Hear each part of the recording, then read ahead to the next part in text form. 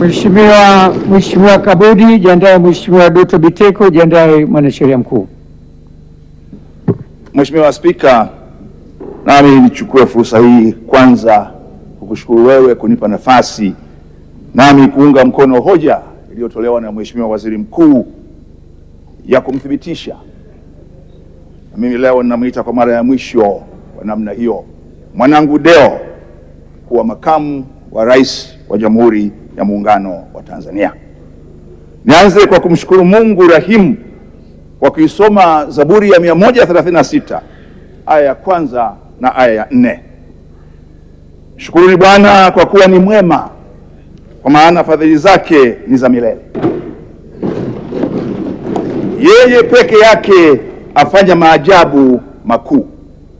Na hakika leo Mungu wetu kwa kupitia mja wake mwema, Rais wa Jamhuri ya Muungano wa Tanzania Dr. Samia Suluhu Hassan, amemwona kijana Deogratias John Pancras Mtemi Ndejembi kushika nafasi hii ya makamu wa rais wa Jamhuri ya Muungano wa Tanzania. Uteuzi wa Mheshimiwa Rais ambao hatuna budi kumshukuru ni uteuzi mwanana. Ni uteuzi mwanana kwa sababu nyakati hizi zinastahiki vijana wa aina ya Deogratias. Na Deogratias maana yake mshukuruni Mungu. Majina hubeba watu.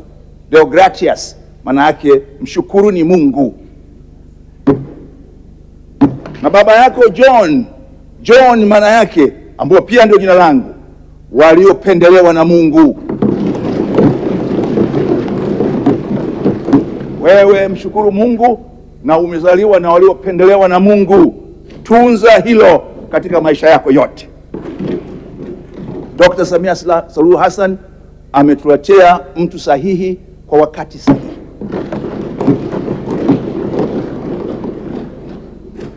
Deogratias John Louis Pancras Temi Ndejembi, unazo sifa zote za kuwa makamu wa rais wa Jamhuri ya Muungano wa Tanzania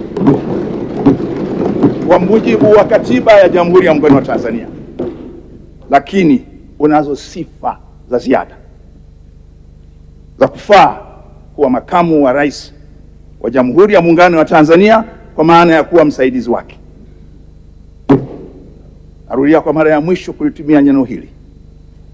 Mwanangu Deo, tunza tabia ambayo umekuwa nayo maisha yako yote kabla Mungu hajakupa nafasi hii. Endelea kushika haya yafuatayo ambayo naomba niyaseme kwako. Kiwa msaidizi wa rais, na kuomba uendelee kuwa na utii usiotiliwa mashaka. Uendelee kuwa na utii usiotiliwa mashaka. Uendelee kuwa mwadilifu na mwaminifu. Uendelee kuwa na mtu mwenye heshima na staha kwa mkubwa wako kama ilivyo tabia yako. Endelea kuridhika na kutunza ulichopewa.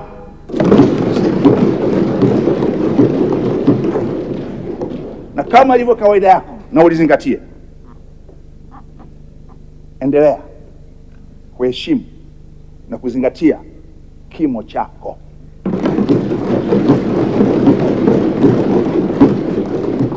Wewe unakwenda kuwa msaidizi wa rais. Mwanangu Deo, zingatia hilo.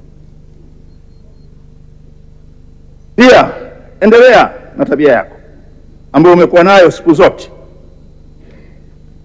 ya uvumilivu. Kila mtu ameisema hapo, ya uvumilivu. Uvumilivu ambao wakati mwingine watu walidhani wewe ni dhaifu, kumbe ndio ilikuwa nguvu yako.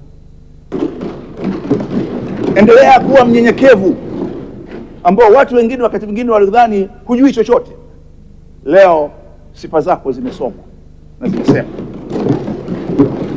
Endelea kuwa mzalendo. Tumikie nchi yako kwa moyo wako wote. Saidie Mheshimiwa Rais kwa moyo wako wote na kwa nguvu zako zote. Lakini leo Wengi wamesema umepata bahati kubwa ya kulelewa na babu yako ambao tunamfahamu sisi, mzee Deogratias, mzee Pancras Temi Ndejembi kutoka kijiji cha Zumoche. Labda niseme leo ndiko anakotoka Mheshimiwa Chinyele. Mheshimiwa Chinyele na Mheshimiwa Deo ni watu wa kijiji kimoja. Baba yako, rika ya baba zetu, walimu kutoka upande huo ambao wamefanya kazi kwa uaminifu, akiwa mwalimu katika shule za kanisa Katoliki na baadaye katika shule za serikali na baadaye katika uongozi wa nchi. Lakini zaidi malezi mazuri uliyopata kutoka kwa bibi yako Mdalalea Cassian Hemanje, mtoto wa katekista Cassian Lebanje wa kutoka Ngome, na ndio aliyekuvuvia roho ya upendo, roho ya huruma, roho ya staha, roho ya heshima. Na hakika leo Mdalalea yu hai, na leo umempa furaha kubwa, na Dr. Samia Suluhu Hassan leo umemwongezea mama yetu Mdalalea Cassian Hemanje miaka ya baraka kubwa, kuona ukuu wa Mungu katika nyakati hizi. Mimi binafsi ninayo furaha kubwa sana, na moyo wangu umejaa furaha na shangwe kwa uteuzi wako. Na sasa privilege yangu inakwisha.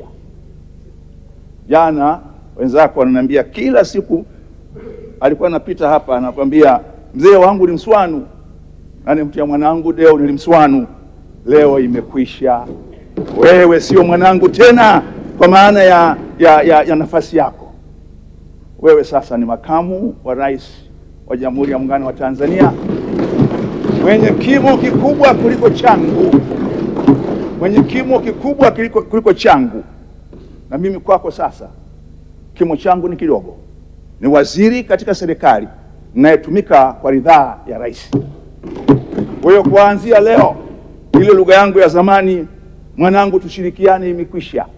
Sasa niko tayari kupokea maelekezo na maagizo.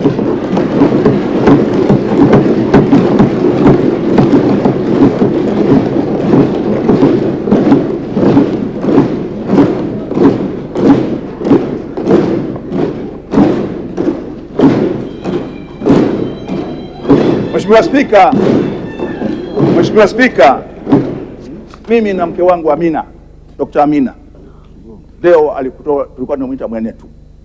Ajabu ya Mungu, mimi jina langu la ubatizo ni John na baba yake ni John. Mimi mke wangu ni Amina na mama yake ni Amina.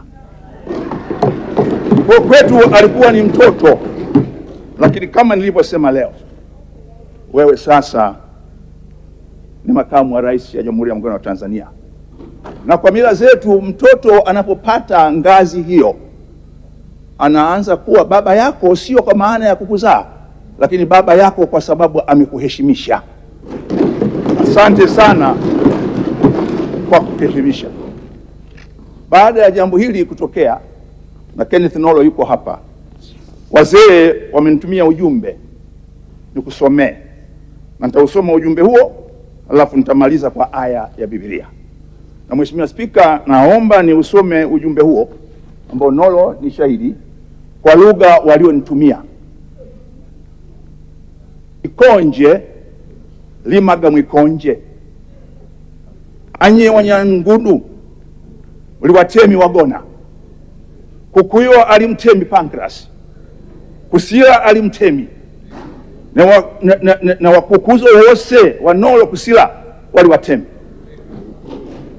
Alu agwe Deo si ulimtemi, wawa ikutu lya mtemi, wawa mtazi wa mtemi, tazema weso Maswanu, mtemi wesi yetu Dr. Samia Suluhu Hassan, kwa mtima wako wose, mlungu ya kulugute, mlungu ya kudime, na mlungu ya kubele nhojo zose, la wazuwali sunga miaka nichibitilila.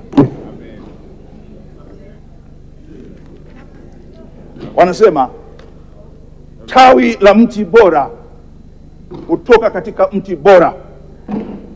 Nyie ni Wanyagundu, ninyi mna asili ya watemi waaminifu. Babu yako mzee Pancras alikuwa mtemi, Kusila alikuwa mtemi, na babu zako wote Nolo Kusila walikuwa watemi. Lakini wewe leo sio mtemi, bali ni sikio la mtemi. Wewe leo ni msaidizi wa mtemi. Mpe mawazo mazuri na ushauri mzuri mtemi wa nchi yetu Dr. Samia Suluhu Hassan kwa moyo wako wote.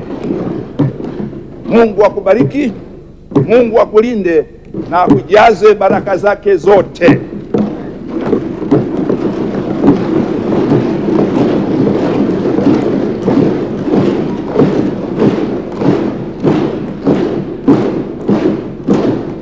Na haya yanatoka kwa wazee wako wote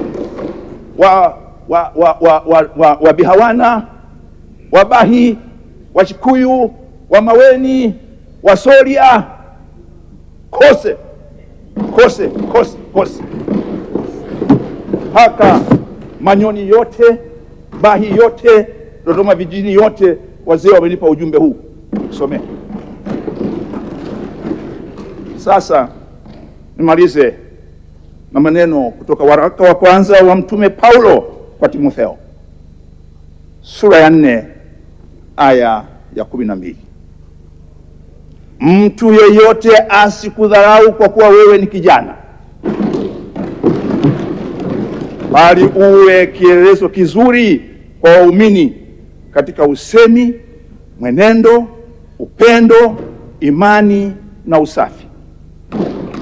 Nenda kama walivyosema wote, tunza nafasi uliyopewa. Saidie Mheshimiwa Rais ili aweze kuliongoza taifa hili kama ambavyo Mwenyezi Mungu amempangia aliongoza. Mpe amani, mpe utulivu wa akili, lakini ujue kama nilivyosema wakati mmoja, yashikilie sana maneno ya Mwadhama Polycarp Kardinali Pengo wakati wa kuwekwa wakfu Askofu Elinaza Sendoro wa Kanisa la Kiinjili la Kitoliki Tanzania Dayosisi ya Mashariki wa Pwani, maneno aliyomwambia msaidizi wa askofu wao namuita Dini. Akasema mara nyingi msaidizi ukosea anapoona kila wakati mkubwa anampa mambo makubwa ayatatue. Asipokuwa na saburi, asipokuwa na hekima, asipokuwa na unyenyekevu, atadhani yeye ni sawa na mkubwa wake. Shika hilo. Wewe ni msaidizi wa rais, una sifa zote, una haiba hiyo, una tabia hiyo, na wenzako wote wa rika yako wameshuhudia. Sisi tulio wazee, furaha yetu ni kuwaona vijana watakaoliongoza taifa hili baada ya sisi zamu yetu kuwa imekwisha, na tukiwatazama. Kwa maana tunaona fahari katika uzee wetu kuwa pamoja na nyinyi vijana, na hasa vijana wenye heshima, vijana wenye adabu, vijana wenye kiasi, vijana wenye kujua ukomo wao, lakini vijana wanaothamini taifa lao, wanaoipenda nchi yao na wanaoheshimu viongozi wao. Basi ndugu zangu wabunge wote, ado, mimi sio mwalimu wako tu, lakini pia sisemi hivi kwa nia mbaya, la hasha. Hili ni jambo la kitaifa.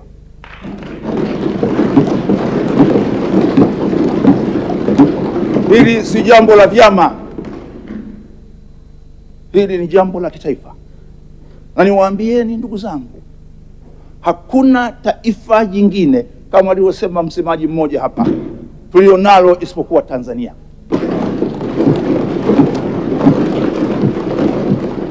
Yote haya ni 9, 10 ni uimara, usalama, amani, umoja, mshikamano wa taifa hili la Tanzania. Na hasa katika kipindi hiki cha tufani, misukosuko, ubarakala na mengi mengine. Hiki ndio kipindi cha sisi wa Tanzania kujua tukiivuruga hii Tanzania hatuna kwenda kwingine, na haya yanakuja kwa sababu ya kazi kubwa iliyofanywa na Dr. Samia Suluhu Hassan. Juzi tu tumekwenda kushuhudia kuzunduliwa kwa bwawa la Mwalimu Julius Kambarage Nyerere. Lile sio bwawa, lile ni ziwa. That is a man-made lake. Na ni la pili kwa ukubwa barani Afrika. Na ndipo nilipomwona Deo amevaa nguo ya unyenyekevu kabisa. Hakuvaa suti. Amevaa shati lile lile waliovaa watumishi wa TANESCO. Lile lile. Sasa nikwambie mwanangu Deo, kwa mara ya mwisho, huo ulikuwa ndio mtihani wako na ukaufaulu kwa kuonyesha unyenyekevu wa hali ya juu siku ile. Na leo tuko hapa. Basi waheshimiwa wabunge wote, tutoe kura za ndio 100%. Hizo zitambariki Deo Gratias John Pancras Ndejembi, zitampa nguvu, lakini pia zitampa amani kubwa Mheshimiwa Dr. Samia Suluhu Hassan kwamba tumemheshimu na tumethamini chaguo sahihi alilotuletea. Baada ya maelezo hayo, Mheshimiwa Spika, naunga mkono hoja, naunga mkono hoja, naunga mkono hoja. Asante. Mheshimiwa Dr. Biteko. Mheshimiwa Spika, kwanza nichukue nafasi hii kukushukuru sana kwa kunipa nafasi hii ya kuweza kuchangia hoja ya Mheshimiwa Waziri Mkuu ambaye ameitoa mbele yetu muda si mrefu. Mheshimiwa Spika, nikiri kwamba kwanza maneno aliyozungumza mtangulizi wangu Profesa Kabudi, mwanadamu yeyote ambaye anajua kusikiliza, ni maneno ambayo yanaweza kummove kila mmoja, na hasa yule tunayemzungumzia hii leo. Ninapata tabu sana kuyaharibu maneno yale kwa sababu moja, yanahusia ndani mwake, lakini kwa mara ya kwanza Wagogo wamepata bahati ya lugha yao kusemwa bungeni.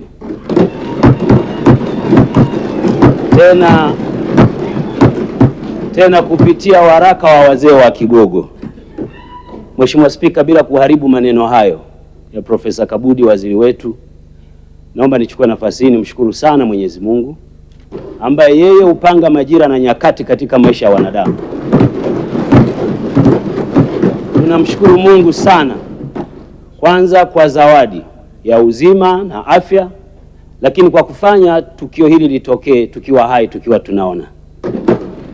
Pili, namshukuru sana, na kama walivyosema wenzangu, tunamshukuru sana Mheshimiwa Rais kwa kumwona kijana mwenzetu ndani ya bunge hili ambaye wengi tumefanya naye kazi, akaona kuwa inafaa mteue yeye kuwa msaidizi wake wa karibu, na kwa maana hiyo ametuheshimisha sana wabunge, amewaheshimisha sana vijana, na kubwa zaidi Chama cha Mapinduzi ambacho kimempendekeza kumleta hapa kwenye ukumbi huu.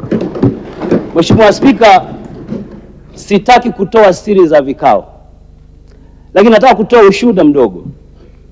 Shangwe ninayoiona hapa baada ya jina la mwenzetu ndugu yetu Deogratius John Ndejembi ilikuwa hivyo hivyo kama mjumbe wa halmashauri kuu ya taifa nilikuwa kwenye kikao baada ya Mheshimiwa Rais kuleta lile jina. Chama cha Mapinduzi halmashauri kuu yake baada ya jina hili kutajwa, hakuna hata mmoja aliyekaa. Wote walisimama wakampongeza Mheshimiwa Rais kwa sababu ametuletea mtu sahihi. Mheshimiwa Spika, mwanadamu kwa asili hujulikana kwa namna tatu: ajijuavyo yeye, Mungu anavyomjua, na namna ambavyo wengine wanamjua. Hapa tunazungumzia namna moja ambavyo wanadamu wengine wanavyomjua Deogratias Ndejembi, na wote hapo wamezungumza, na hasara ya kuzungumza mwishoni ni kwamba utarudia waliosema wenzio, lakini faida ni kwamba unaweza ukafanya uchambuzi wa yale waliosema wengine. Moja ya mambo ambayo mimi napata faida kama mzungumzaji wa mwishoni ni kwamba yako mambo ambayo wote wanafanana katika kuyasema. Wanamzungumzia Deo kama mtu msikivu, na Mheshimiwa Spika, ukikaa na Deo Ndejembi ukazungumza naye unaweza ukajiona una akili sana. Ana uwezo wa kukusikiliza hata kama anatofautiana na wewe. Deo ni mtu ambaye anakusikiliza ili akuelewe, si sawa na wengine wanaokusikiliza ili wajiandae kukujibu. Yeye atakupa muda, atakusikiliza, hata kama hakubaliani na wewe, Deo atakwambia nimekuelewa. Mheshimiwa Rais, tunamshukuru sana, ametuletea mtu sahihi. Pili, jingine ambalo wote tunafanana katika kuzungumza, kuanzia msemaji wa kwanza, mtoa hoja, na baadaye Profesa Kabudi, tunakubaliana bila kumpamba kwamba Deo ni mtu mnyenyekevu. Mheshimiwa Spika, koti la unyenyekevu kama si lako hata ukilazimishwa kuvalishwa, watu watasema sawa, lakini huyu Mheshimiwa Spika, wote wanakiri Mheshimiwa Deo Ndejembi ni mtu mnyenyekevu anayekuwa rafiki wa kila mtu, na hayuko hivyo bungeni, yuko hivyo kila mahali. Mimi nimepata bahati ya kufanya kazi naye akiwa waziri wa ardhi. Si mtu ambaye anapenda kusema, anapenda kutenda zaidi. Deo angependa matendo yake yale yamzungumze yeye. Wakati fulani tulikuwa na kazi fulani tumetumwa, nikamwomba Mheshimiwa waziri wa ardhi, tumeandikiwa message ya mama analalamika Dar es Salaam juu ya kero ya kudhulumiwa ardhi yake. Nikamwita makamu wa rais mteule huyu, nikamwambia hili jambo liko kwenye sekta yako, twende ukatusaidie. Akaniambia nimelichukua. Hakurudi hata kwangu kuniambia, hakurudi hata kwenda kwenye media kutangaza. Niliona yule mama anarudi, anakuja kunishukuru mimi. Nikamwambia yuko aliyefanya hiyo kazi. Akasema nimemtafuta kijana mpole yule, amenisaidia jambo hili nimehangaika nalo kwa muda wa mwaka mingi. Haya yanayosemwa ndani. Mheshimiwa Spika, wako maelfu na mamia ya Watanzania wangepata nafasi tulionayo humu ndani, wangerudia kwa namna ile ile. Mheshimiwa Spika, nataka nikuhakikishie kwamba tumepata kiongozi ambaye moja ya kazi kubwa anajua, kama alivyosema Profesa Kabudi, anajua kumheshimu aliye juu yake, anajua kuheshimu anaofanya kazi nao, anajua kuheshimu wale ambao wanamsaidia kazi. Nataka nikuombe Mheshimiwa Deo, na siko hapa kwa ajili ya kukupa wosia. Mara zote huwa tunaitana mwenecho kama wengine wanavyokuita majina mbalimbali. Nataka nikuhakikishie kuwa hilo jina linakufa kuanzia leo.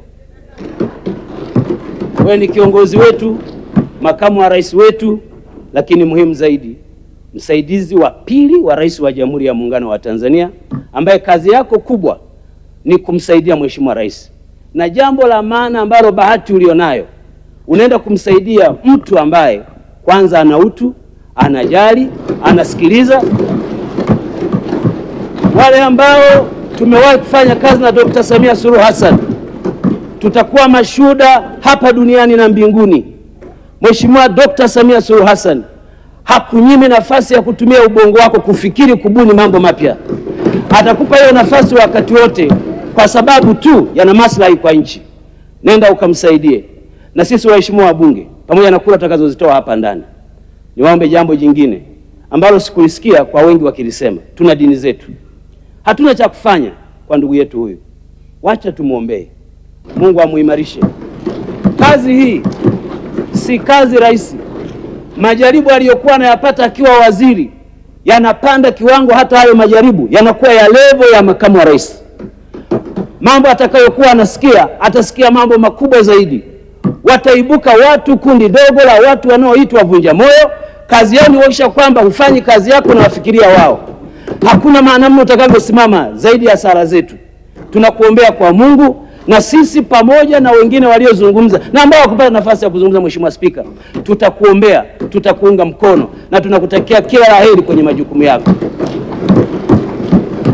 Mheshimiwa Spika, naomba nimalizie jambo moja dogo.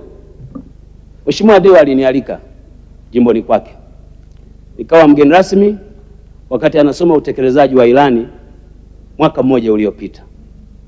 Nataka nichukue nafasi hii niwapongeze sana wanachamwino, niwapongeze sana wazazi wake, niwapongeze sana walimu wake, niwapongeze sana wale waliokuwa naye kazini, wale waliokuwa mawaziri wake akiwa naibu waziri, wale waliokuwa wasaidizi wake kwenye maofisi yao.